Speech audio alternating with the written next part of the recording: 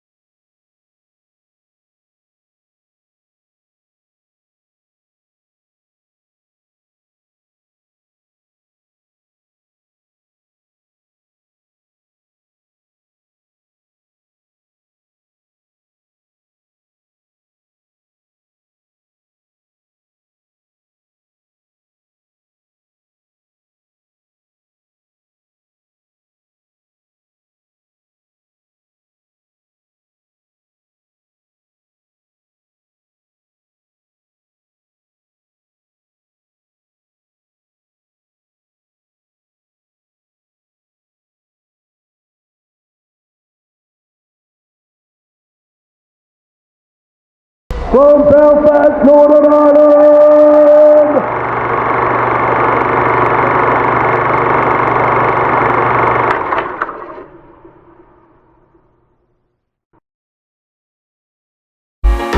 Yeah,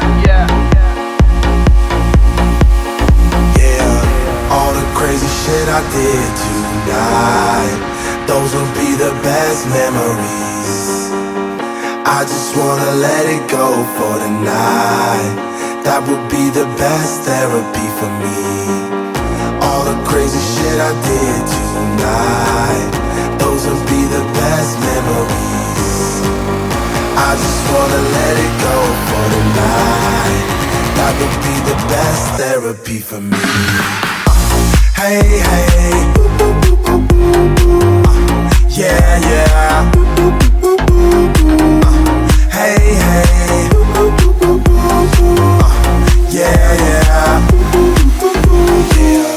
All the crazy shit I did tonight, those will be. So hello everyone, this is the Sports Show podcast, and today we're joined with Pádraig McCrory. How are you, mate? Feeling very well, thank you. Cheers. So, Thank you. first of all, before we just get in to talking about the boxing stuff, I just want to say a big thank you to our sponsors for today's video, the Feile Gentleman. The wee intro clip at the start just has Pádraig in it, so it's a good example, and it just shows you a bit of what they're into. And they've also supplied out this clothing, the Sports Show podcast, and yeah, the quality. I'm not just saying this because they're sponsoring me, but the quality is amazing. I actually really enjoy it. So yeah, I'll leave a wee link in the description and stuff to their social media and their websites and stuff, and check them out. Yep. So we'll just get straight into the podcast, mate. So how did you start boxing as a child then? So I'm from St James's, and then there was probably about 10 of my friends, like, were all boxing. It was like the likes of Rory Dalton and Dee Walsh, and there was many more. And one day, like, they asked me to go, and one of the lads' dads owned like a bus, and he pulled up, and he was like, "Come on!" So I jumped in, and then away I went. At the age of 14. 14 was it? So you were getting older then? Yeah. What kept you motivated then to just keep boxing as a kid and not just fall out of it and fall into the wrong group? I just enjoyed boxing. I think once I went, as time went on, a couple of the lads, like, they faded away and stuff, but there was a few of us that, like, they kind of like stuck it out, and I kind of got my first fight fairly early on, and I really enjoyed it. Yeah. Now, how was your amateur career then? It was okay. It was okay. I had about 120 fights or so. I won a lot of Anthems and Ulster titles. been in a couple of Irish finals. I won an Ulster Elite title. So it was good. Like I was in America, I was in Austria, France, Germany, everywhere. Brilliant. So Brilliant. yeah, it was all over the world.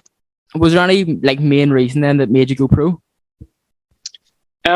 So I stopped boxing for 4 years. I came back and I won the elites. And after that, I kind of got a feeling that I was getting to the age where if I didn't do it now, I probably never would. And I always wanted to try out pro boxing. Yeah, and then obviously you had your debut on a big card actually in Belfast. Do you think it made you a bit more confident as well going into it, knowing that your mates and stuff would maybe be there to support you as it's so local to you? Yeah, so my first fight was at the SSC, and I sold over 2,500 tickets. I was on a big card, a big event, and from there, it's a venue that I like being to watch boxing so much, and loads of confidence from that. Open workouts, loads of press work, so it was very good. Yeah, and then we'll just skip a few fights ahead. I think you went 6-0. I think that was Ryan Burnett's last fight actually. Did you think that's whenever you started to make a name for yourself, whenever you were starting to go 6-0 and you just kept building up? Yeah, so I started the fight like on the undercards and like the Ulster Hall and stuff. I fought on McCollum's undercard as well. So just fighting on them big shows, like a buzzer profile, and then you have to like also show up in the night and perform. And I think I was doing that, and people started taking notice. Yeah, and then just as you mentioned there about fighting on Mick Collins' card in 2019 at the Feile, I think it was. Do you think as well? So I fought on his first card. It was a homecoming at the SC. Yeah. Yep.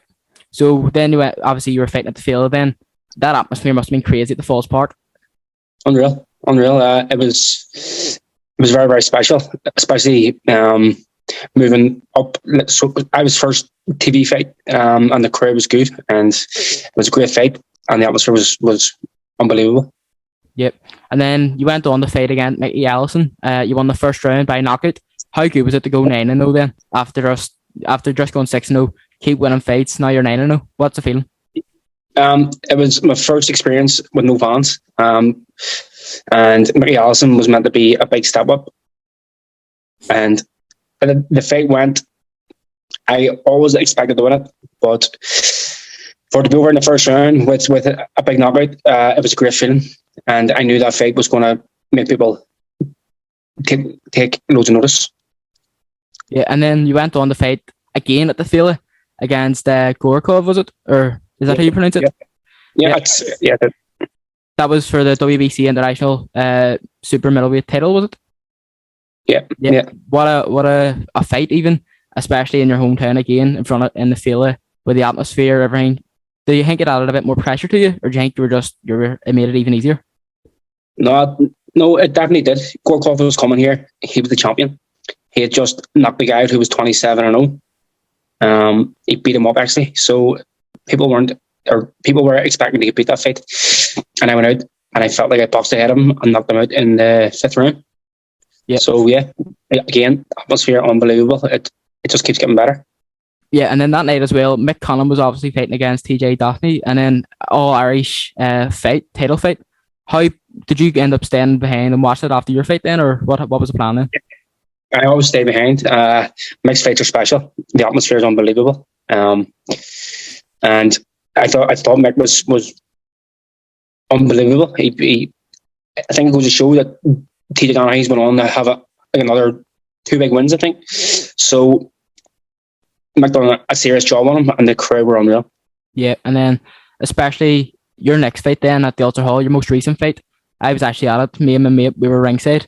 The atmosphere there was crazy. Unfortunately, I couldn't go to the Falls Park, the Falls Park, but the Ulster Hall was crazy. So I can't even imagine how much of an atmosphere not only the Belfast crowd has, but just in general, Irish boxing. The crowds go mad, like, don't they? Yeah, Ulster Hall's a different venue. It's small and compact, so like 1,000 people make a lot of noise in there, and like the heat is like, it's hard to explain, but the buzz you get from like that sort of like small hall feel, it's very special. Yeah, and you won by knockout as well, against Celso Neves. I think that's how you pronounce it. Correct me if I'm wrong, but big knockout as well. defending your title. Brilliant win. How did you think of your performance? My performance in the first round probably wasn't up to scratch. I wasn't feeling well leading up to the fight, and I struggled a bit making weight. But I just knew, like I knew that I had the power to get him out of there, and the first proper shot that I caught him, I spun him around, and then that was it. It was a great feeling, especially knowing that I wasn't feeling too good. Yeah, and then I will just move on. Obviously, you were back in camp, I think, there, and you broke your hand. Is that right? Yeah. Things were going well. I was back in camp, but we were aiming the fight mid-May or late April or late May. And Big Tommy McCarthy, he had a fight coming up and he needed some sparring. And I went up and sparred him. And the last 10 seconds of spar, I threw a shot and I caught him on the head and I broke my thumb. Wild. What do you want now then? What are you thinking? Well, ideally I would like to fight mid to late June, but it's not likely. So it looks like the next step is going to be the Feile or August anyway. It's looking like Mick's coming back here to Belfast, another massive event, and I would hope that I can be part of that. Yeah, and then do you think as well you'll be defending your title? Obviously, Yeah. I would like to fight for something new, like for something bigger and better, but I haven't fought by then it'll be 10 months, so it's a long time. But I definitely listen, whatever Jimmy Conlon has planned for me, that's it. Yeah. Do you have anyone in mind of who you want? There's loads of fights there. I would love to fight Rocky Phelan. I would love to fight Jack Holm. Two big names in the UK. But they have other plans. So whatever fight can be made, let's do it. Brilliant. Thanks a lot for coming on, mate. I really appreciate it. No worries. Thank you. Appreciate it. Just before we go as well, I want to say another massive shout out to the Villain Gentleman. Thanks a lot. Big Ross. Everyone check him out. Big Ross is the man. Cheers.